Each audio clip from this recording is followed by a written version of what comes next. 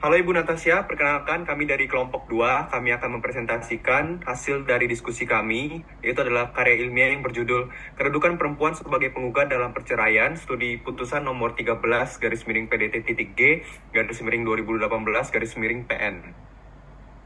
Perkenalkan, nama saya Jenul Waisde, terus ada rekan saya yang bernama Frans Hartoyo, Afriandri Aktakwin, Bima Aji Baskoro, dan Bianca Yuka Imada. Kami dari kelompok 2, Ibu. Nah, sebelum masuk ke pembahasan, kami akan masuk ke pendahuluan terlebih dahulu. Nah, tercatat menurut data BPS, Badan Pusat Statistik Indonesia, tercatat pada tahun 2024, Bu, terdapat sekitar 1,4 juta lebih penduduk Indonesia yang menikah. Namun, sekitar 1,4 tersebut, hampir dari 400 ribu di antara mereka itu bercerai. Nah, dari 400 ribu tersebut, lebih dari 300 ribu perkara perceraian itu diajukan oleh dari pihak istri. Nah, sisanya itu dari pihak suami. Mengapa topik ini penting dibahas? Karena topik ini melihat dari jumlah kuantitas perempuan yang menggugat lebih banyak, kami ingin mengkaji apakah kedudukan perempuan dan laki-laki itu sebenarnya sama atau apakah berbeda, ada bias gender di dalam setiap perkara perceraian ini. Nah, itulah yang akan kami bahas. Nah, bagaimana topik ini bisa menyelesaikan masalah di kemudian hari? Pembahasan ini diharapkan dapat menjadi kontribusi dalam mendorong pemahaman yang lebih adil dan setara terhadap hak-hak perempuan dan proses perceraian yang ada. Selanjutnya kita akan masuk ke pengantar teoritis dan konseptual yang akan dibawakan oleh teman-teman saya. Selanjutnya yang akan menjelaskan yaitu saya Bima Aji Baskoro. Saya akan menjelaskan pengertian dan kedudukan perkawinan. Apa itu perkawinan? Perkawinan dalam KUH Perdata adalah ikatan hukum antara laki-laki dan wanita untuk hidup kekal bersama selama-lamanya yang diakui oleh negara. Yang kedua yaitu kedudukan perkawinan. Kedudukan perkawinan bertujuan untuk membentuk ikatan hukum antara dua individu untuk mengatur status pribadi, harta kekayaan, dan keturunan secara sah menurut hukum. Selanjutnya,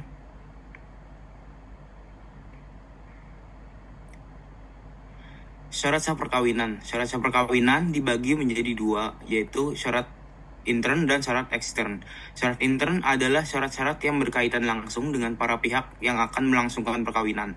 Syarat intern dibagi menjadi dua, yaitu syarat intern absolut atau syarat mutlak, dan syarat intern relatif atau larangan perkawinan yang bisa dibatalkan jika dipermasalahkan secara hukum.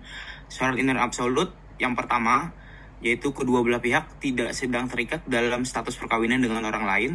Yang kedua, terdapat persetujuan yang bebas dan sukarela antara calon suami dan istri. Yang ketiga, kedua calon mempelai telah melewati batas usia minimum, yakni 18 tahun bagi laki-laki dan 15 tahun bagi perempuan. Yang keempat, perempuan yang pernah menikah tidak diperbolehkan untuk menikah kembali sebelum lewat masa tunggu selama 300 hari sejak putusan perceraian. Yang terakhir, persetujuan dari pihak ketiga seperti wali atau orang tua. Selanjutnya, syarat intern relatif atau larangan perkawinan yang bisa dibatalkan jika dipermasalahkan secara hukum. Yang pertama, larangan menikah antara orang-orang yang memiliki hubungan darah atau semenda dalam garis lurus atau derajat tertentu. Yang kedua, larangan perkawinan bagi mereka yang dengan putusan hakim telah dinyatakan bersalah melakukan perzinahan atau overspell dalam perkawinan sebelumnya. Yang terakhir, larangan melangsungkan perkawinan apabila perkawinan terdahulu belum diputus secara sah. Selanjutnya, syarat ekstern. Syarat ekstern adalah ketentuan administratif agar perkawinan diakui dan dicatat secara hukum. Syarat-syaratnya yaitu yang pertama, pemberitahuan secara resmi kepada pegawai pencatatan perkawinan. Yang kedua, pengumuman rencana perkawinan kepada masyarakat melalui pencatatan yang ditempel di papan pengumuman. Yang terakhir, penundaan pelaksanaan perkawinan sampai masa pengumuman selesai guna memberikan kesempatan kepada pihak yang berkepentingan untuk mengajukan keberatan jika ada alasan yang sah. Selanjutnya akan disampaikan oleh rekan saya. Oke, sekarang saya Bianca akan menjelaskan mengenai dasar hukum gugatan cerai. Yang pertama adalah dasar hukum perceraian yang merujuk pada pasal 207 KUH Perdata yang menyatakan bahwa perceraian harus diputuskan oleh hakim berdasarkan alasan-alasan yang ditentukan oleh undang-undang. Artinya, tidak cukup hanya kesepakatan pribadi antara suami istri. Dan yang selanjutnya adalah kita mengenal dua jenis perceraian, yaitu cerai talak yang diajukan oleh suami dan cerai gugat yang diajukan oleh istri. Atau dalam konteks ini menjadi fokus utama penelitian kita. Terakhir, alasan perceraian yang dapat diajukan mencakup beberapa hal seperti perselingkuhan atau perzinahan, meninggalkan salah satu pihak tanpa seizinnya secara berturut-turut, dipenjara selama 5 tahun atau lebih, dan melakukan kekerasan berat baik fisik maupun psikis. Berikutnya, lalu ada penafsiran hukum. Dalam memutuskan perkara perceraian, hakim tidak hanya membaca teks hukum, tapi juga menafsirkan makna yang terkandung di dalamnya, agar sesuai dengan konteks keadilan sosial. Dalam putusan yang kami analisis, hakim menggunakan beberapa metode penafsiran, yaitu yang pertama, penafsiran gramatikal, yaitu penafsiran berdasarkan arti kata dan struktur kalimat dari teks undang-undang. Dan yang kedua, penafsiran sosiologis atau teleologis yang menafsirkan norma hukum berdasarkan tujuan sosial yang ingin dicapai oleh pembentuk undang-undang. Dan yang ketiga, ada penafsiran analogis di mana hakim menerapkan norma hukum dari kasus serupa yang belum secara eksplisit diatur dalam undang-undang. Dan yang keempat, penafsiran a contrario, yaitu menarik kesimpulan hukum yang ketidakhadiran aturan eksplisit dalam suatu kasus. Berikutnya, kedudukan perempuan di pengadilan perdata. Dalam konteks hukum perdata, perempuan dan laki-laki memiliki kedudukan hukum yang setara. Hal ini ditegaskan pada pasal 199 KUH Perdata yang menyatakan bahwa baik suami maupun istri berhak mengajukan gugatan cerai. Dan berikutnya pada pasal 207 KUH Perdata yang menegaskan bahwa perceraian hanya sah jika diputuskan oleh pengadilan. Dan juga disupport oleh Undang-Undang Dasar 1945 pasal 27 ayat 1 dan pasal 28D ayat 1 yang menjamin kesetaraan setiap warga negara di mata hukum. Lebih lanjut, berdasarkan putusan MK nomor 14 garing PUU garing 2009, perempuan juga diakui sebagai subjek hukum mandiri, artinya dapat bertindak secara hukum tanpa seizin suami. Kesimpulannya, sistem hukum Indonesia sebenarnya telah mengakui legal standing perempuan untuk menggugat cerai dan melindungi hak-haknya di pengadilan perdata. Berikut akan dijelaskan oleh rekan saya. Oke, baik. Saya Afriandri akan menjelaskan studi kasus perkara perceraian. Next. Oke, putusan yang dipilih dan posisi kasus. Putusan yang diambil adalah perkara nomor 13 garing PDT-G garing 2018 garing PNMI. Adalah gugatan perceraian yang diajukan oleh JR, seorang ibu rumah tangga berusia 41 tahun terhadap suaminya NM, seorang karyawan PT Vale Indonesia berusia 56 tahun. Keduanya berdomisili di Sorowako, Kabupaten Luhut Timur, dan telah menikah secara sah sejak 18 Maret 1995, serta memiliki 3 orang anak perempuan. Gugatan diajukan pada 24 Januari 2018 dengan dasar bahwa sejak tahun 2013 rumah tangga mereka mengalami keretakan serius, diwarnai oleh perselingkuhan, tindakan kekerasan fisik, pengabaian nafkah, serta intimidasi verbal oleh tergugat. Sejak 2015, pasangan ini juga telah berpisah ranjang dan tidak lagi menjalin komunikasi yang sehat. Next.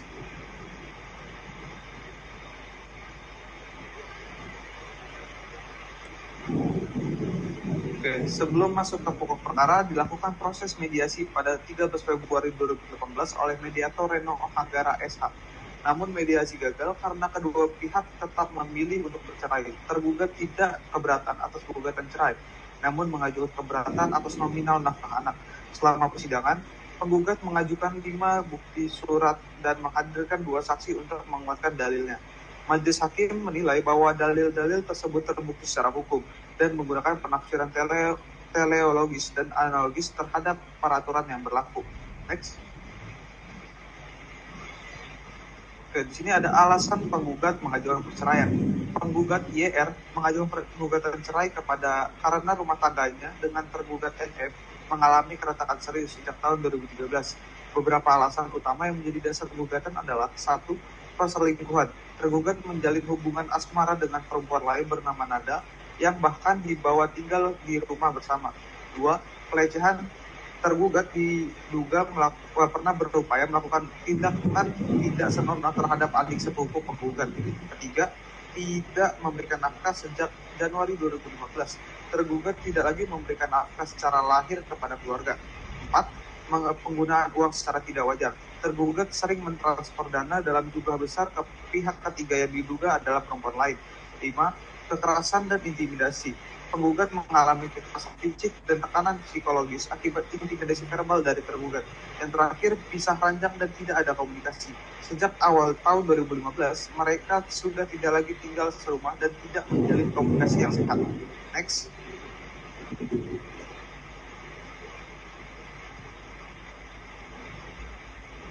Oke, di sini ada 4 tuntutan penggugat kepada tergugat. Dalam gugatannya, penggugat meminta pemutusan hubungan perkawinan melalui perceraian, hak asuh atas anak-anak yang masih di bawah umur, nafkah anak sebesar 7.500.000 per bulan dengan kenaikan 15% per tahun dari tergugat, nafkah retroaktif sejak tahun 2017 sebagai kompensasi atas pengabaian tanggung jawab suami sebelumnya. Next. Oke, di sini ada putusan hakim. Majelis Hakim PN Malili memutuskan untuk mengabulkan gugatan penggugat untuk sebagian dengan isi putusan sebagai berikut. 1. Perkawinan antara penggugat YR dan tergugat NM dinyatakan putus karena perceraian.